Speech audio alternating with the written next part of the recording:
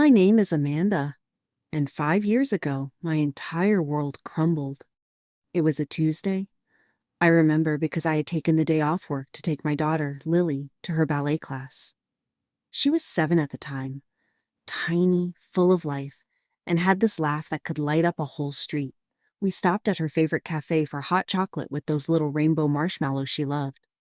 I still remember the way she smiled up at me, her cheeks dusted with cinnamon from the muffin she insisted on ordering but never finished. That was the last time I saw her. One minute she was twirling outside the studio with her pink tutu and sparkly shoes. The next, she was gone. Just gone. We searched everywhere. The police were called. Amber alerts were issued. I screamed her name until my voice gave out. They found her ballet bag behind the building, unzipped, untouched. But no trace of her. No signs of struggle. No CCTV footage that showed anything useful. Just silence. And the kind of fear that wraps itself around your spine and never lets go. I became a different person after that day. I stopped working. I stopped sleeping. I stopped living. My marriage collapsed within a year. My husband, Paul, blamed me for letting her out of my sight. I blamed him for not being there. Grief is like acid. It eats away at everything, even love. But I never gave up hope. Not really. Even when everyone else moved on, even when the case went cold and the detective stopped returning my calls, I kept believing that Lily was out there. Somewhere. Every year on her birthday, I lit a candle and sang to her. I kept her room exactly the same. Her drawings still hung on the walls. Her stuffed unicorn, Fluffy, still sat on her pillow. I couldn't let go. I wouldn't. People said I was crazy, that I was holding on to a ghost. But a mother knows. And I knew my daughter wasn't gone. Not really. Then, 5 years later, everything changed. I was at the grocery store, standing in the checkout line, thumbing through one of those glossy family magazines. You know, the ones with summer vacation tips and smiling kids in swimsuits. I wasn't even reading, just flipping pages to distract myself from the ache that never left my chest. And then I saw it. A photo. A random photo in an article about family road trips through Colorado. A woman, a man, and 2 kids standing in front of a waterfall. They looked happy. Normal. But one of the girls, she looked like Lily. Same eyes, same little nose, same crooked smile. She was taller now, older, maybe 12 or 13. But my heart recognized her. A mother always knows. I froze. People behind me started getting impatient, asking me to move. But I couldn't take my eyes off that picture. My hands shook as I ripped the page out and shoved it into my purse. When I got home, I sat on the kitchen floor and stared at the photo for hours. I zoomed in on my phone until the pixels blurred. Could it really be her? Or was my mind playing tricks on me? I sent the image to a private investigator I'd hired a year ago, Vincent. He was one of the few who still answered my calls, even though he said he didn't believe she was alive anymore. He called me back the next morning. "Amanda," he said slowly, "I think you might be onto something." Turns out the photo was part of a travel blog post by the woman in the picture. Her name was Diane Rivers. She ran a small YouTube channel with her husband about homeschooling and road schooling their 2 adopted children. Adopted. The girl in the photo was introduced as Emily. No last name. No mention of where she was from. But Vincent dug deeper. He found out that Diane and her husband, Greg, had adopted both children from different states around the same time, about 4.5 years ago, around the time Lily vanished. It didn't make sense. Lily had never been in the foster system. She'd never been reported as a found child. There had been no ransom, no proof of abduction, no body. Just disappearance. How could she have ended up in adoption? I asked Vincent, my voice cracking. "I don't know," he said, "but I'm going to find out." The next 2 weeks were torture. Vincent tracked the family through their blog posts, following their travel trail from Colorado to Arizona. Every video they posted became a clue. Every smile from Emily twisted my heart into knots. It was her. I knew it. But how? How did my daughter become someone else's child? Finally, Vincent called. "They're in Santa Fe," he said, "staying at an RV park just outside the city. If you want to go, now's the time." I didn't think. I just packed a bag, grabbed the magazine photo, and drove. 10 hours without stopping. I didn't care about sleep. I didn't care about food. I only cared about getting there. When I pulled into the RV park, my heart was thudding so loud I could barely hear myself think. I found their RV easily. It had the same stickers I'd seen in their YouTube videos. A tiny garden gnome sat by the steps. And then she walked out. Emily. She was wearing a purple hoodie, her hair pulled into a ponytail. Taller, older, but still her. I knew those eyes. They met mine for a second. And she froze. I opened my mouth, but nothing came out. Then Diane came outside. "Emily? Everything okay?" The girl didn't speak, just stared at me, like something inside her was trying to remember. Or maybe fighting not to. I took a shaky step forward. I think you're my daughter," I said. Diane stepped in front of her, protective. "I'm sorry, what?" "I think she's Lily, my daughter. She was taken 5 years ago. Please, just let me talk to her." Greg came out next, phone already in his hand. "Ma'am, you need to leave. We're calling the police." I didn't move. I couldn't. Because that girl, my Lily, was looking at me now with tears in her eyes. Not confusion. Recognition.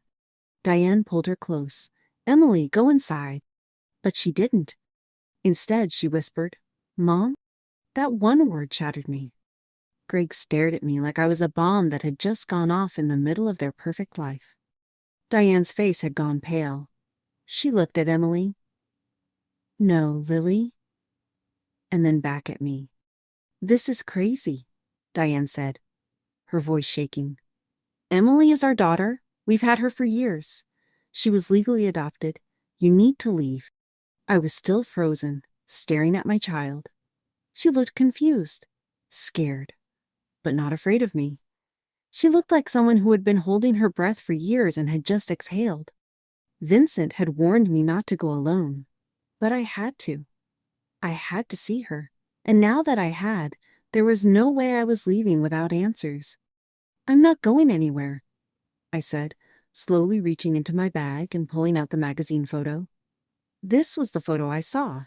It led me to you. Greg stepped forward, phone still in hand. "We've called the police. You're trespassing and harassing our family." "Good," I said. "Let them come. I have nothing to hide." And neither, I suspected, did they. What followed was chaos. The police arrived within 10 minutes.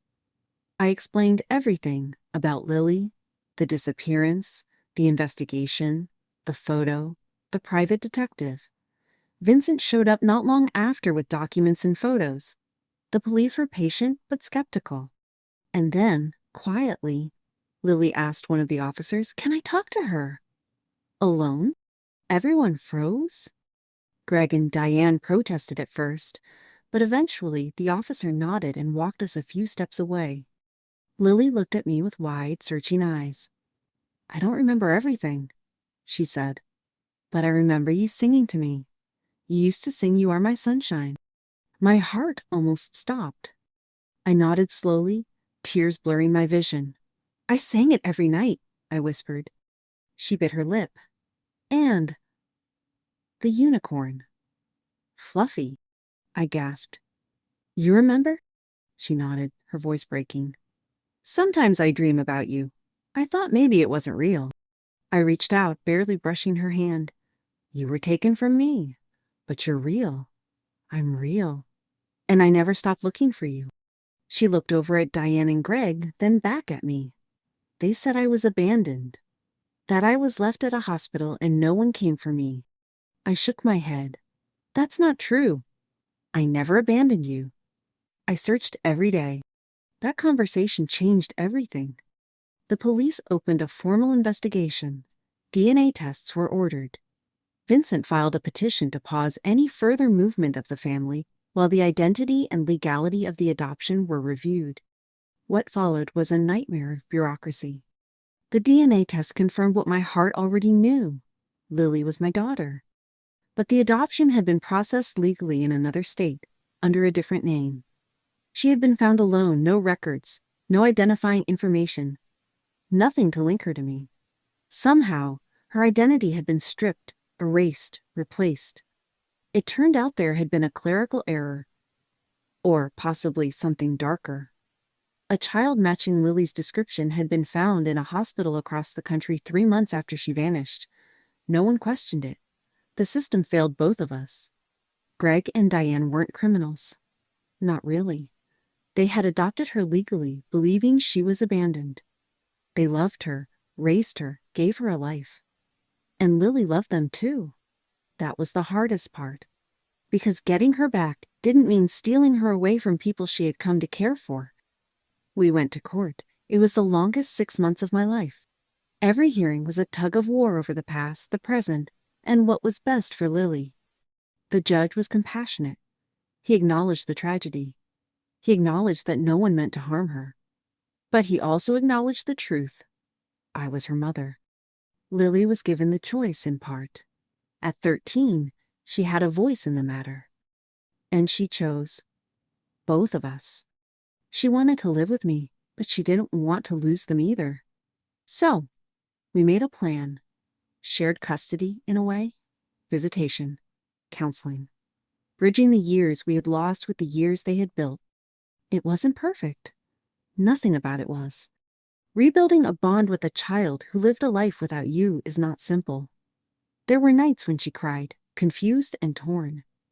There were days when I questioned if she'd ever forgive me for not being there, even though I had never stopped trying. But we worked at it.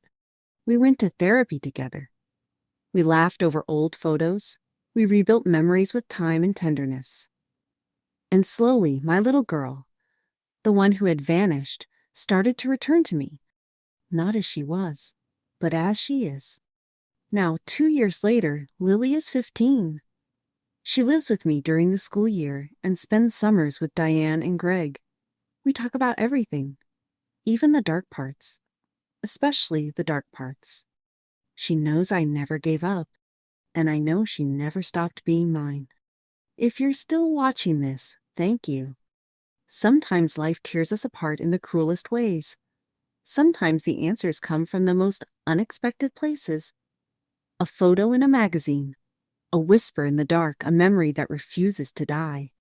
But what I've learned is this: love doesn't give up. Love keeps looking. Love finds a way.